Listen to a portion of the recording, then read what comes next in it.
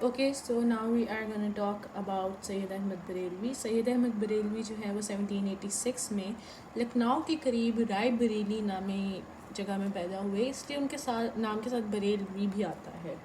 ٹھیک ہے. اب جب وہ پیدا ہوئے تو ان کو مدرسہ رحیمیہ میں انرول کیا گیا. وہاں ان لوگوں نے شاہ ولی اللہ کے سنس کے انڈر جو ہے وہ پڑھا. لیکن کچھ عرصے بعد 1810 انہوں نے مدرسہ چھوڑ کے عامر خان کی فورسز جوائن کر لیں. اب of course he was like وہ ایک طرح سے ایک ریلیجن لونگ پرسن تھے. وہ بہت پائٹی تھے اور اس پائٹی کی وجہ سے ہی جو ہے نا ان کو نماز میں امامت کرنے دی جاتی تھی ٹروپس کی.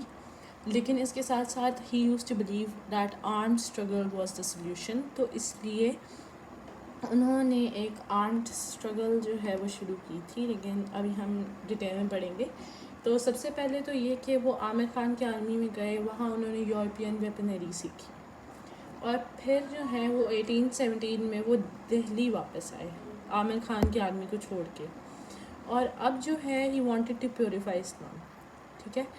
اور اسی طرح جو ہے انہوں نے لائک ڈیورنگ ہز ریجن انہوں نے بہت سے پائٹی اور ہمبل لوگوں کے ساتھ کام کیا. لائل جو تھے لائک اس طرح کے لوگ جو ورلڈلی ٹریئرز اور ان سب کو لائک کسی کھاتے میں نہیں لاتے تھے. They didn't care about materialistic things.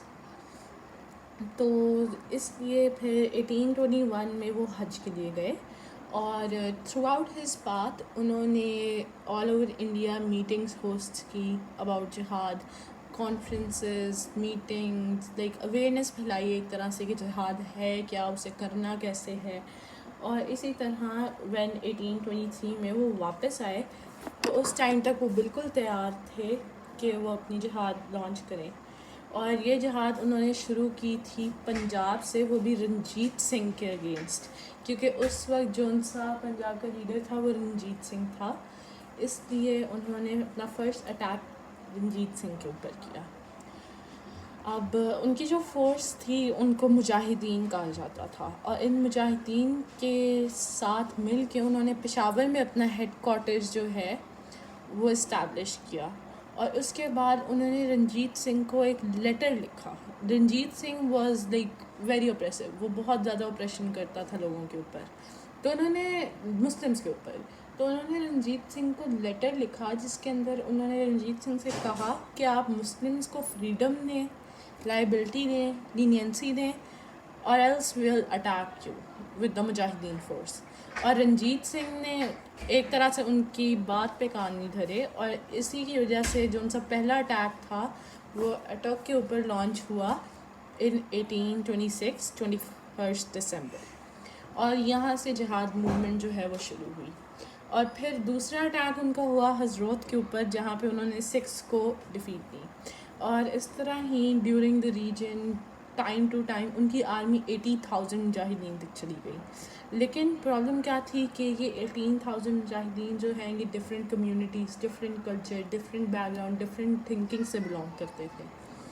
Like اب ایک اگر ایسٹ کہتا تھا, دوسرا ویسٹ کہتا تھا, تیسرا نارتھ کہتا تھا, چوتھا ساؤتھ کہتا تھا. تو like they had their disagreements, اور اس کی وجہ سے وہ یونائٹ نہیں ہو پا رہے تھے. اور اب انہیں لائک یہاں تک کہ ریلیجن کی بیسس پہ بھی ان کے درمیان میں ڈس ایگریمنٹس ہوتے تھے, because they belong to different societies, different communities, different cultures. اور اسی کو ایکسپلائٹ کرتے ہوئے سکس نے کہنا شروع کر دیا کہ یہ مجاہدین فورس ان اسلامک ہے. یہ کہا کہ بائی ورکنگ یا شاہ ولی اللہ کے جو طریقے ہیں ان کے اوپر چلتے ہوئے یہ ان اسلامک ہو گئے ہیں. اس طرح انہوں نے ان کے درمیان اس مائنر سے ڈس ایگریمنٹ کو جو ہے وہ ایکسپلائٹ کرنا چاہا. پھر 1827 میں کافی زیادہ مسلم لیڈرز تھے, اور وہ سارے اس بات پہ اگری کرنے لگ گئے کہ سید احمد شہید کو ایک امام ہونا چاہیے, because his words they were very important اور ان بائنڈنگ تھے. اور ان ورڈس کی بیسس پہ he also convinced a lot of people to join the مجاہدین force. However, he continued his armed struggle as a mujahid. اور اس کے بعد through out the road he had many difficulties. ایک دفعہ ان کو پوائزن کرنے کی کوشش کی گئی, اور پھر ان کے ایک چیف ٹیم یار محمد خان نے جو ہے وہ اٹوک پہ وہ لوگ اٹیک کرنے جا رہے تھے. اٹوک ایک جگہ کا نام ہے جہاں وہ لوگ اٹیک کرنے جا رہے تھے, اور ڈیورنگ دیٹ اٹیک یار محمد خان کو برائب کر دیا گیا تھا. اور یار محمد خان جو ہے وہ اینڈ ٹائم پہ اپنی فورسز جو ہے وہ اپنے ساتھ لے کے وہاں سے چلا گیا. اس نے سید احمد شہید کو دھوکہ دے دیا, جس کی وجہ سے وہ اس بیٹل کے اندر ڈیفیٹ ہو گئی سید احمد شہید کو. اور پھر ان کو اپنا جو ان سا ہیڈ کوارٹرز تھا وہ پشاور سے کشمیر کے قریب ایک علاقہ تھا پنج ترار, وہاں شفٹ کرنا پڑا.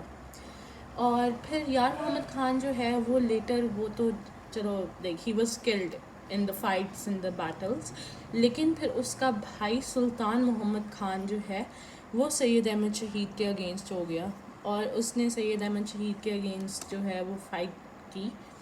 اور اسی کی وجہ سے جو ہے سید احمد شہید کو اپنا ہیڈ کوارٹرز بالا کوٹ کی طرف لانا پڑا. اور بالا کوٹ میں ان 1863 during a surprise attack from the six وہ شہید ہو گئے.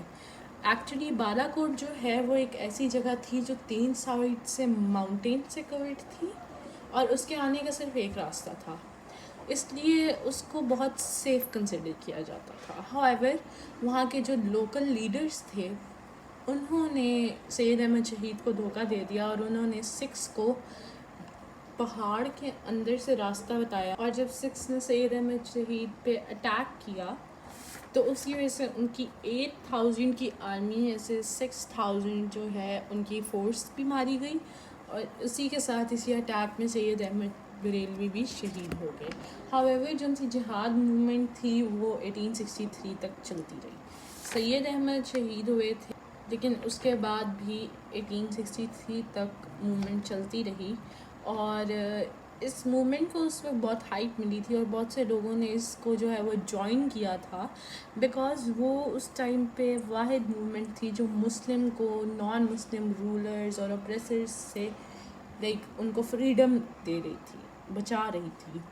اور یہ بہت انفلوئنشیل موومنٹ تھی, اور مجاہدین جو تھے ان کے اندر سے زیادہ تر اسکالرز تھے, اسلامک ٹیچرز تھے. دے وینٹ لائک یہاں تک کہ سید احمد شہید جو ہیں وہ خود بھی اتنے کوئی جنرل یا چیف ٹیم نہیں تھے, اور جو ان سے مجاہدین فورسز کے مجاہدین تھے وہ بھی اسلامک ٹیچرز یا اسکالرز میں تھے. تو یہ دیکھ کے کہ even if they don't belong to an artillery background, اگر ان کو نہیں بھی آتا یہ سب کچھ تب بھی وہ لڑ رہے ہیں, تو یہ دیکھ کے اس وقت لوگ بہت انفلوئنس ہوئے تھے.